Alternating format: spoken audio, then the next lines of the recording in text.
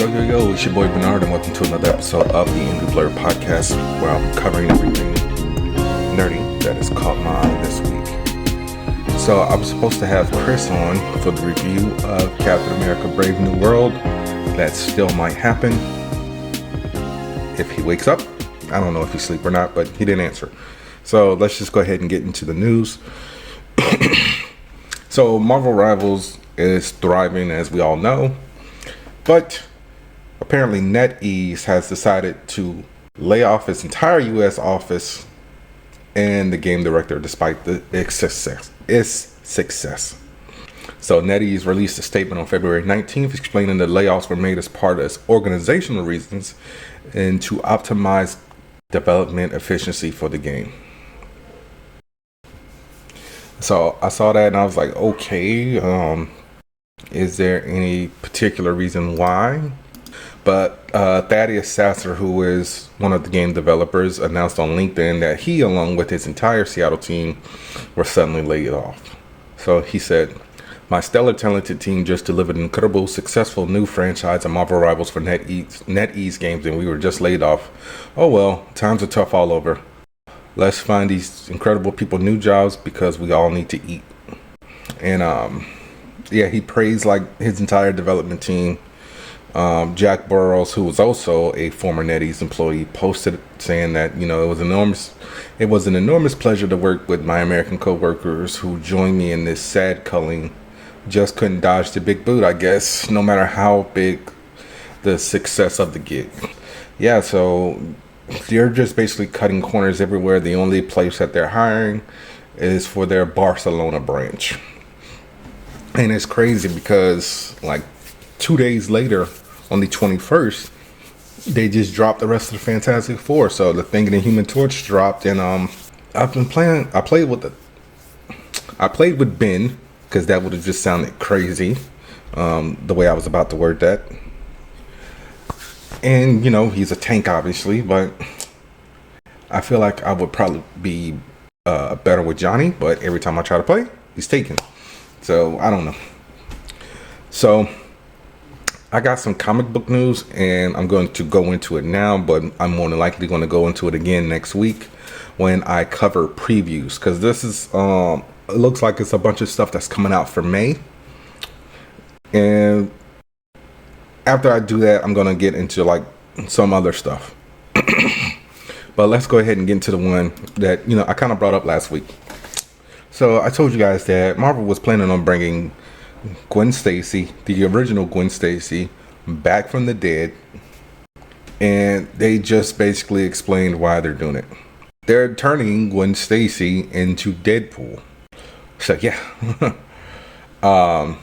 it's written by Kevin Scott, who worked on the Star Wars High Republic comic, and I'm just like, why is this needs to make sense. So basically, she's coming back. She's going to have all of Deadpool's abilities. And that will be coming out on May 14th. But I'm just like, why are they bringing Gwen Stacy back from the dead? So I'm going to read the synopsis. Everyone's favorite reality Twister's life is changing, becoming darker, grittier, and bringing her own brand of hyper-violent justice to a battle-stern NYC. Who is this Dark Gwenpool? What does she have to do with the spectacular Spider-Man? Guest starring Fing Fang Foom and Jeff the Land Shark. This one will shock you to the core. So they're saying it's 616 Gwen. Gwen has been cloned multiple times, but I just still need this to make sense in some way, shape, or form, because Gwen's been dead. What did I say? 1974, the night Gwen Stacy died. I believe came out in 1974. I'm double checking this. July 1973, actually. Amazing Spider-Man 121. I wonder how much this is on eBay. Oh, you can get one graded with an 8.0 CGC rating for $1,049. Good grief. But yeah, so Gwen's been dead for 44 years. I mean, character deaths and resurrections, they don't always mesh well. Like, the only two successful ones this century that I can think of are Bucky and Jason Todd. So it's a mini series at that. So it's like, why are you bringing her back just for a 5-issue mini series? How many issues is this? Yeah, 5-issue mini series. But yeah, it comes out May 14th. So I'll probably add that to my pull list. Like I said, I'll go over everything that's coming out in the month of May when previews comes out this Wednesday. So, like I said, this is a little bit of comic book news, but let's get to it. Batman is getting a relaunch. Also in May, the series is going to be written by Matt Fraction, who was actually one of my favorite writers. Matt Fraction wrote a fantastic run of Iron Man back in like the mid 2000s with art by Salvador Larroca. He's also wrote Hawkeye, which the TV show on Disney Plus more or less was based on. You know, they did the Tracksuit Mafia and all that stuff in there. Sex Criminals, he wrote that with Chip Zdarsky. Check that out. That was supposed to be getting turned into a TV show or something, so I don't know what's going on with that, but it was a very entertaining comic. So basically the synopsis of Sex Criminals was Susie, who was a librarian, ends up hooking up with John, who is an actor, and they find out that whenever they have an orgasm, whenever they have sex, they have the ability to freeze time. So yeah, like I said, this was supposed to be getting turned into like a Netflix series or something like that, so I don't know what's going on with that. But yeah, so like I said, Matt Fraction has written a lot of stuff that I like. He's written on Uncanny X-Men, The Immortal Iron Fist. He co-wrote that with Ed Brubaker. Punisher War Journal, Sensational Spider-Man. I believe he did he write the Spider-Man story where Pete met Obama? I can't remember, but he wrote on Thor, Captain America, Fear Itself, Battle Scar. So he introduced basically the Nick Fury Jr., who is the black son of the OG Nick Fury, into 616, because Sam Jackson's Nick Fury is based off the Ultimate Universe. But yeah, so that will be coming out when the hell is they didn't say, but Jorge Jimenez is also on the book as a artist, and I'm gonna check that out. So I'll probably add that to my pull list. More books for me to get. Ultimate Spider-Man Incursion is a 5-issue limited series that's going to be coming out this May, written by Dennis Camp and Cody Ziegler. Okay, so Dennis Camp is writing the Ultimates right now, and Cody Ziegler is on Miles Morales Spider-Man. So the series will follow Miles Morales as he finds himself transported to the new Ultimate Universe. So for those of you who don't know, Miles Morales was originally from an alternate universe before he ended up in 616. What was his universe's name? I believe it was 6160. Let me look this up real quick. Earth 6160. That might be the new Ultimate Universe. Yes, that is the new Ultimate Universe. The original Ultimate Universe was Earth 1610. So same numbers, just slightly flipped. So he's going to find himself in this alternate universe where basically he's probably, I don't know if they're going to keep him over there or what, but there's a 35-year-old Peter Parker who just got his power. So basically I guess he's probably going to be flipping the mentor role. What else we got? There's also a new Captain America comic book coming out this July. It's written by Chip Zdarsky, who I just mentioned co-wrote Sex Criminals with Matt Fraction, and drawn by Valerio Schiti. So the first arc will feature a flashback story that deals with the immediate events following Steve Rogers coming out of the ice. And a lot of people are like, oh, they're doing a flashback story so they can retcon a villain for Steve. And there's nothing wrong with that. Like retconning characters, I don't want to say always works, but it works a good chunk of the time. So like perfect example, Jessica Jones was retconned in Marvel. She was created by Brian Michael Bendis in the early 2000s. So he retconned her to actually be a classmate of Peter Parker. So yeah, there's that. There's a new Supergirl ongoing series coming out this May as well. This is written and drawn by Sophie Campbell. It says the book follows Kara returning to her home in Midvale to find out an imposter Supergirl is already there. So, okay, we'll see how that goes. And we're also putting Kara back in her traditional Supergirl uniform or suit with the skirt and the thigh-high boots. So yeah, there's that. Like I said, I'm gonna have more comic stuff to talk about next week when previews comes out, and I'll just go over everything more in detail then. But I'm going to take a break. Here's your W ad, and I'll be right back. This episode is brought to you by Dubby. Dubby gives you focus and energy without the crash and jitters. It has no sugar, fillers, or artificial dyes. Mix 1 packet or scoop into 8 or 12 ounces of water. Stir or shake well. Some powderiness is normal, and it has all the important vitamins. So this has vitamin C, B3, B6, and B12. And it's made from coffee fruit extract. So drink it and go conquer a task. And go to Debbie.gg and use my promo code AngryBlerd10 at checkout to save 10% on your order. That's Debbie.gg with promo code AngryBlerd10. All right, I'm back. So Daredevil Born Again is coming out in 2 weeks, March 4th. Yes, March 4th. And so the promotion train is running. So Marvel/Disney is flooding social media with Daredevil ads every 2 seconds. Brad Wunderbaum, who is the head of Marvel Television, has also been out doing press coverage. So he was doing an interview with Entertainment Weekly, and he acknowledged that there's been exploration into bringing other characters from the Netflix universe into the MCU. He said, I can't say much, but I'll tell you it's exciting to be able to play in that sandbox. Obviously, we don't have the unlimited story resources like a comic book where you can draw it, you can do it.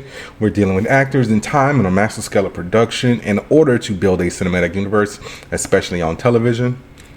But I can just say that all those variables are taken into account. It is certainly something that is creatively extremely exciting and that we are very much exploring. So if you've been living under a rock, he's obviously talking about the other people from the 3 other Netflix shows. So he's talking about Jessica Jones, who was played by Kirsten Ritter, Luke Cage, who was played by Mike Coulter, and Iron Fist, who was played by Finn Jones. Don't bring him back, okay? Do not bring Finn Jones back. All right. And I don't know what their schedules are like now, but Kirsten Ritter was on Orphan Black Echoes, and like I said, sometime, like I want to say like maybe November, December of last year, that AMC decided to pull the plug on that show and cancel it. Mike Coulter did just finish Evil, which had a 6 or 5 season run, I want to say. And Finn Jones is like, no one cares. You're not going to show up for fight choreography, and you're just going to not get in shape at all. Nah, fuck you, bro. But, you know, they can still bring in other people from those shows. Like, hopefully we get another Punisher show since John Bernthal's and Daredevil Born Again. I'm just trying to think of like the supporting characters. Ooh, maybe Jessica Henwick can come back as Colleen Wing, because she did get the Iron Fist at the end of season 2 of Iron Fist. Was it Jessica Henwick? I feel like it was Jessica Henwick. I'm double checking. Yes, it was Jessica Henwick. Maybe Alice Eve can show up as Typhoid Mary, because that character does eventually end up marrying Wilson Fisk. Simone Misk can come back as Misty Knight. Obviously, Rosario Dawson can show up as Claire Temple.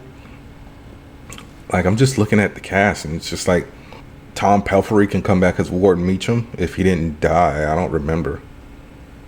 I just remember he was a douche. Sasha Darwin can come back as Davros. But yeah, I mean, you got more than enough stuff there. So just come on, just bring it back. Bring it back. I honestly would like to see Kirsten Ritter come back as Jessica Jones and Mike Coulter return as Luke Cage. But like I said, keep Finn Jones out of there. You can literally just like go on YouTube, Facebook, Twitter, TikTok. Just type in Finn Jones Iron Fist. It was like he did his own. It's like he made up his own choreography because he didn't actually show up, and it was just horrible. So yes, keep Finn Jones away from Iron Fist. That might be the name of the episode. I already got to learn shorthand. All right, my next story. So this is also in the realm of Marvel Television. Also, I just meant to tell you guys that Charlie Cox had to basically put out a statement. He was doing an interview with Entertainment Weekly, and they thought they caught him, and he said that he was going to be in Avengers Doomsday. He was like, no, I gotta go shoot season 2 of Daredevil Born Again. So yeah, he just basically said, I gotta get ready to play Daredevil again, and everyone was like, ooh, is he in Avengers Doomsday? But no, season 2 of Daredevil Born Again began production like later this week. Also, according to Deadline, Marvel has paused development on plans for 3 TV shows at Disney Plus: Nova, Strange Academy, and Terror Inc. So I just want people to know these shows were never officially greenlit, and I don't know why they came out and said this, because this could have possibly come out from a spoiler. I mean, not a spoiler, a scooper. Actually, clicking on the Deadline article, it says sources stress the Deadline these projects were never officially greenlit. So I would like to know, like, people need to start having to cite their sources, because sometimes this just gets ridiculous. It's like you can just say anything and just be like, oh, well, you know, my source told me. Who's your source? Who is your source? Let us know. Yeah, I mean, I would like a Nova show. Like, a Nova show was rumored for the longest since, you know, we had the Nova Corps in the first Guardians of the Galaxy movie. But Strange Academy, I feel like Strange Academy, that's just rushing that, because the Strange Academy comic probably came out 2-3 years ago, I want to say. I'm double checking, and that was written and drawn by Scotty Young. So Strange Academy 2020, damn, okay, and it was drawn by Humberto Ramos and written by Scotty Young. Okay, so damn, I've been reading Strange Academy for 5 years. All right, well, anyway, next story. So Daniel Craig was supposed to be Sergeant Rock in the DC universe, but apparently that has not happened anymore. I don't believe a reason was given, but Luca Guadagnino, who directed the movie Challengers, was supposed to be doing this. He also did the movie Queer with Daniel Craig. Like I said, there's no reason why he backed out of it. So that sucks. Also, Street Fighter has its director, and that is going to be Katayo Sakurai, who did Bad Trip. Is that the Netflix movie with Lil Rel Howery and Eric Andre? Was it Lil Rel? Was it Lil Rel Howery? Yes, it was Lil Rel Howery. Yeah, Lil Rel Howery, Eric Andre, and Tiffany Haddish. So, yeah. All right. Here is my next story. Jac Schaffer, who is the creator of Agatha All Along. She was a producer on WandaVision. Or did she create WandaVision? Well, she's going to be directing the pilot episode of Holes. As I told you guys last year, this will have a female lead. It's written by Elena Menken and Liz Fang. It's going to be the showrunner. So Holes, the series, centers on a teenage girl who is sent to a detention camp where the ruthless warden forces the campers to dig holes for a mysterious purpose. So I don't know if this is going to be one of those situations where we're just borrowing the name. And, because like Loco said, I only watch Holes once, so I really don't remember Jack Daily Squad about it. Besides Dule Hill, a.k.a. Gus from Psych, falling in love with a white woman and getting killed in, like, I want to say the 40s or 50s. I can fix that. Can you? That might also be the name of the episode. But, yeah, I mean, I like Jac Schaffer. But, like I said, I don't really know the story of Holes besides, like, the Yell Nets were cursed, and that's why they're all named Stanley Yell Nets, because I don't remember things and whatnot. But yeah, so Jack will be directing the pilot episode. Oh, she's 46. She don't look 46. Anyway, next story. I am totally against it. A video game that I tried to play since I got it on PlayStation Plus, and I'm just not feeling it, honestly. Sifu will be getting a Netflix adaptation by Chad Stahelski. So if you don't know who Chad Stahelski is, what's wrong with you? Chad Stahelski is the director of the John Wick films. He was also a stunt double in Hollywood. I believe he directed John Wick Chapter 2, 3, and 4. I'm going to his filmography real quick. I'm sorry, he directed all 4 John Wicks, actually. He executive produced Day Shift. He executive produced Bruise, starring Halle Berry. EP&ing Ballerina. EP&ing Nobody 2. I could have sworn he worked on Nobody. But he was also Brandon Lee's stunt double on The Crow. And yeah, that's how he got his work, actually. He was a stunt man. And he is also working on Highlander, adaptations of Rainbow Six, Ghost of Tsushima, Black Samurai, and Shibumi. Who the hell directed Nobody 1? Was it Kolstad? Oh, no, it was Ianya Neischerler. So, went on a tangent, sorry. Like I said, I tried to play Sifu and I couldn't. It's just I don't like the camera angles. So Sifu combines elements of time loop and roguelike games to create stunning and addictive elements. So it's a story about revenge.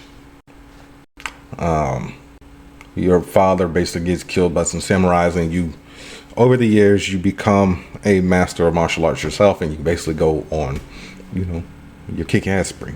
But yeah, if you want to get a pretty much generic view of what Sifu is as a game, check out the second episode of Secret Level on Prime Video. And they did the Sifu episode. It was actually one of my favorite episodes. So I really can't complain about that. Next story. It looks like we're getting another Tony Hawk Pro Skater game. So it looks like we're getting a new Tony Hawk Pro Skater after who knows how many years since Tony Hawk's Pro Skater 3. Let's actually look that up real quick. Tony Hawk's Pro Skater 3 was 2001. And this was what? PS2, GameCube, Game Boy Color, Game Boy Advance, Nintendo 64, Mac OS. Whew. Yeah, if you go to TonyHawk'sProSkater.com, there is a countdown clock for a trailer that looks like it will be dropping on March 4th. I'm looking at it now. It says 9 days, 17 hours, 46 minutes, 45 minutes now, and 59 seconds. And there was actually a skater on the Breakfast Club. Let me go to YouTube real quick. I'll tell you who it was. And he was talking about being in the game.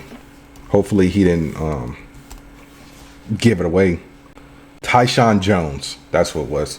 So yeah, he was talking about being in Tony Hawk's Pro Skater 4.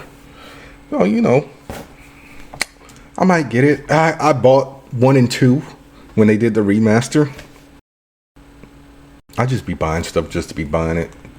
I like those games growing up, but I think I played it for 5 minutes and I've never gone back to it. All right, well, it looks like I will be hitting the spoiler alert. I was trying to wait and see if Chris would respond to my messages, but guess not. So let's go to Your Friendly Neighborhood Spider-Man first. Episode 9. Directed by Liza Singer. Written by Jeff Trammell. Hero or Menace. Peter's still reeling from his ass kicking with Scorpion. grapples with self-doubt about his role as Spider-Man, while Norman sees his opportunities to pressure Peter to embrace a more aggressive approach, suggesting that with great power comes great respect. No, that's not what happened. Norman visits Otto in prison to gloat about his involvement in getting Otto arrested, and reveals that Otto's technology was given to Oscorp. Meanwhile, Peter stops the 110th gang from hijacking said technology. Guardian and the Scorpions arrive, and there's a big brawl that breaks out. Big Donovan, who is the leader of the 110th, decides to be a bitch and runs away. Lonnie steps up, looks for something to take out Scorpion with, but he gets exposed to a mysterious gas that gives him superhuman strength and durability. Lonnie and Pete take down Scorpion. Peter stops holding back, almost kills Scorpion before Lonnie actually stops him. Peter also saves Nico. They meet up, and Nico forgives him for not telling him that he was Spider-Man. And Norman meets up with several Oscorp scientists who reveal that they're working on various secret projects, and one of them is to replicate Peter's abilities by injecting a spider with Peter's blood. So this was a good episode, and I like that Lonnie actually stepped up. I still don't like the path that he's going down because, Lonnie does become Tombstone. I mean, they gave him the nickname already, and now he's got the powers. So, damn, that's all I can say. All right, episode 10, If This Be My Destiny, directed by Stu Livingston and written by Charlie Nooner and Jeff Trammell. So the season finale escalates with Norman unveiling Project Monolith, which is aiming to create a gateway to space. Doctor Strange shows up and warns him that, hey, don't do this. All right. Norman says, screw it anyway. Activates the gateway that allows a symbiotic creature to enter the world. The battle ensues, leading to a time travel mishap, wibbly wobbly, timey-wimey stuff that sends Doctor Strange and the alien back to Peter's first day at Midtown High. And some weird Doctor Who way, they explain how Peter got his power. So one of the spiders that was injected with Peter's blood actually escapes, goes through the portal, and that's the spider that bit him. So it's not a magical spider, it's just a full cyclical. Kyle Reese gets saved by John Connor and sent back in time to save his mother, and Kyle Reese fucks Sarah Connor and becomes John Connor's father, and so on and so forth. So yes, so you got a paradox right there.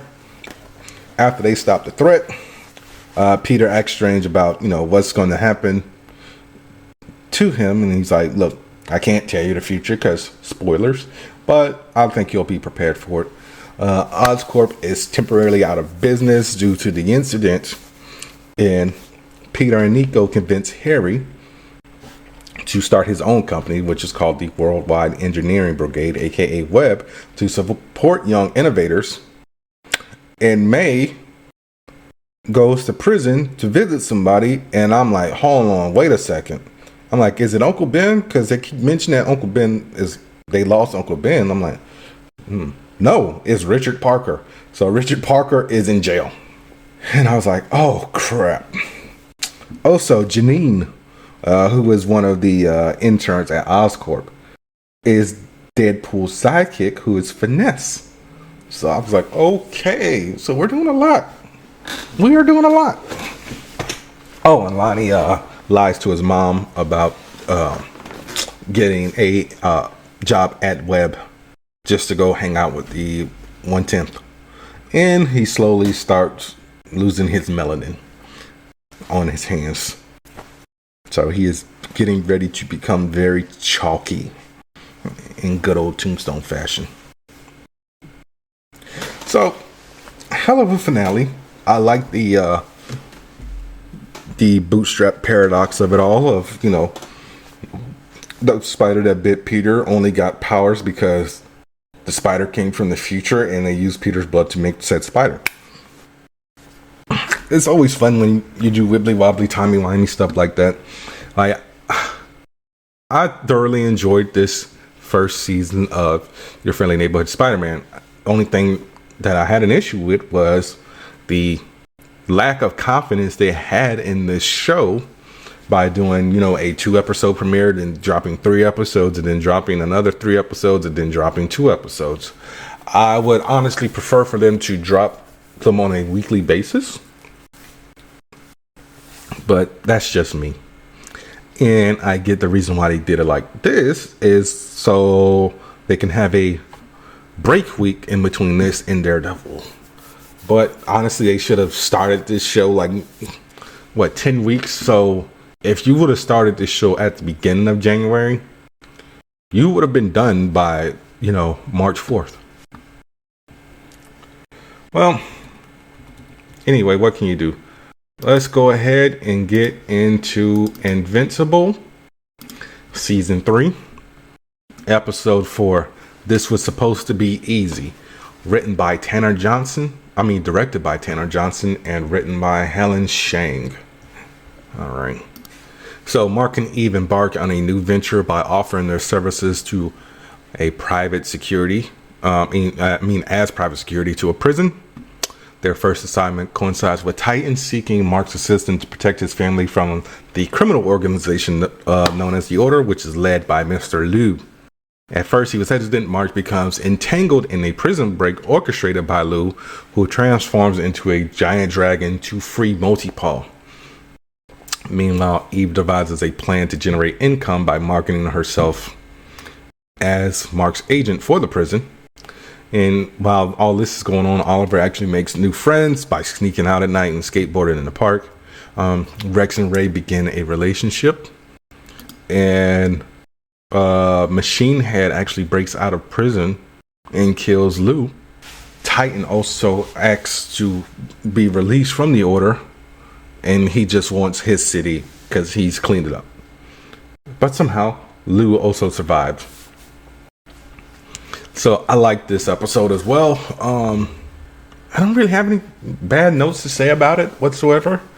I know these episodes are 40 minutes long, but they don't feel like they're 40 minutes long. Like, I felt like it was over and done with like that.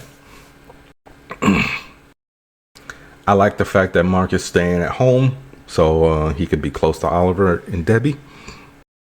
But, he is going to eventually move out because, he keeps sneaking Eve in and Debbie ain't dumb.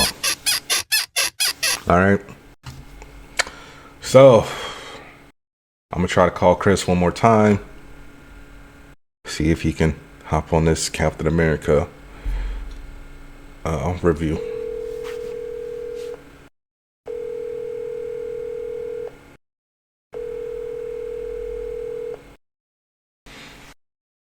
Your call has been Nope. He might be dead. All right. Let's go ahead and get to it. Captain America Brave New World is the 35th film in the Marvel Cinematic Universe. Directed by Julius Ona with the screenplay by Rob Edwards. And the writing teams of Malcolm Spellman and Delan Muson, and Julius Ona and Peter Gaines. Stars Anthony Mackie as Sam Wilson, alongside Danny Ramirez as Falcon, as the new Falcon, Joaquin Torres, Shira Hans as Ruth Bat Saraf, Columbia as Isaiah Bradley, Joshua Roquemore as Lila Taylor, Giancarlo Esposito as Sidewinder, Liv Tyler as Betty Ross, Tim Blake Nelson as Samuel Stearns, and Harrison Ford as Thaddeus Ross. So 5 months into Thaddeus Ross's presidency, an international summit is convened to discuss the discovery of adamantium on Celestial Island, which is, formed from the emergence of Tiamat in the Indian Ocean. So we got some clarification on that finally, because Eternal came out in 2022? All right, during the summit, an unexpected attack occurs with several attendees, including Isaiah Bradley being mind controlled into attempting to assassinate Ross. Sam, along with Joaquin, investigate the incident and uncovers a conspiracy involving Samuel Stearns, who seeks revenge against Ross. The tensions escalate when Ross transforms into Red Hulk during a press conference, leading to a climactic battle with Sam. Ultimately, Ross is subdued and imprisoned. The Adamantium Treaty is ratified, and Sam solidifies his position as Captain America, inviting Joaquin to join the Avengers. All right, so let's go ahead and get to the nitty-gritty of it. I enjoyed this movie, but you can obviously tell that there have been some issues with this movie. And I don't know if that's because Julius Onah is still kind of a green director, but that's usually a good thing for Marvel. They usually get these green directors who just really don't have that much under their belt. So we got to figure out what happened with this movie, because in some scenes you can obviously tell that it is Anthony Mackie's stunt double, especially like in the first 5 minutes of that fight. And I honestly feel like Marvel was like, we gotta basically turn this into a Winter Soldier clone, because it kind of is. Like, think about the Winter Soldier. Steve had a Falcon. Brave New World, Sam has a Falcon. Winter Soldier, Steve had a widow who was kind of conflicted, but at the same time helping him. Winter Soldier, Brave New World, Sam has a widow who was kind of conflicted, but also at the same time helping him. Like I said, I enjoyed the movie. I really don't have any bad notes to say, besides you can obviously tell when the reshoots happened. The fight with Red Hulk was good up until you get to the cherry blossom scene, which you can tell is actually shot on a soundstage. I really wish Marvel would stop going with the full CGI background on everything. It's not needed on everything. Sometimes just build a set or go shoot on location. Like, I don't know if that's an actual spot in DC. And this movie was also an expedition dump. So like, if you did not watch Falcon and the Winter Soldier for some reason, because you felt like, watching every MCU show was too much homework, you're the reason why, Joaquin spent the first 5 minutes explaining, Sam's suit was a gift from, the Wakandans and blah, blah, blah, blah. Oh, that's Isaiah Bradley, the first black super soldier who was in prison for XYZ amount of years. So at one point, Marvel just really needs to say, fuck it. If you didn't watch the show, you're just going to be lost, and we're not doing exposition dumps. But what the fuck is going on out there? This movie wrapped up a lot of stuff from The Incredible Hulk with Samuel Stearns. Although that's another thing. What was up with that design? Y'all really just couldn't give Tim Blake Nelson like an extra, 1.5 feet of head? You just gave him 6 inches and a wonky eye. And I like the fact that the song that he was playing was from Mr. Blue, which was a callback to his code name in The Incredible Hulk when him and Banner were communicating about curing Banner, because Bruce was Mr. Green and Stearns was Mr. Blue. Also, apparently Liv Tyler was on set for more than that scene, so I don't know why they just chose to do that. At the end where she goes and visits Ross in the raft, and the Bucky scene was always there. Julius Onah already clarified that, so that wasn't there to just we had to get Sebastian Stan in here to help make the movie. So on a scale of 1 to 5, I will honestly give this a 3, and primarily because of the reasons that I listed. So the reshoots, because Giancarlo Esposito was not originally in this movie. The Serpent Society was in this movie because Seth Rollins actually took time off of his WWE schedule to go shoot scenes for this movie, and they just cut him out. And I don't know if that was because of the test audiences or what, and this movie also did not have as many reshoots as the Scoopers and everyone was saying. It only had 1 set of reshoots, which every single Marvel movie has a time frame for reshoots, even if they're not needed. It's just always there. But yeah, I really feel like if they do like a extended cut of this movie, they will clarify like a lot of the reshoots in it, all in the exposition dumps. But honestly, like I said, I like the movie. It's a 3 out of 5 for me. And I ain't got no more to say, guys. So that's your boy Bernard. I'm your boy Bernard, and that was another episode of the Angry Blerd podcast. Be sure to rate, review, subscribe, tell a friend to tell a friend. No movies to see. I might do a late review of Love Hurts if I can go see it next week. And yeah, just possibly that and Invincible. Like I said, check out Yellow Jackets on Paramount Plus or Showtime. And I'll see y'all next week. Peace.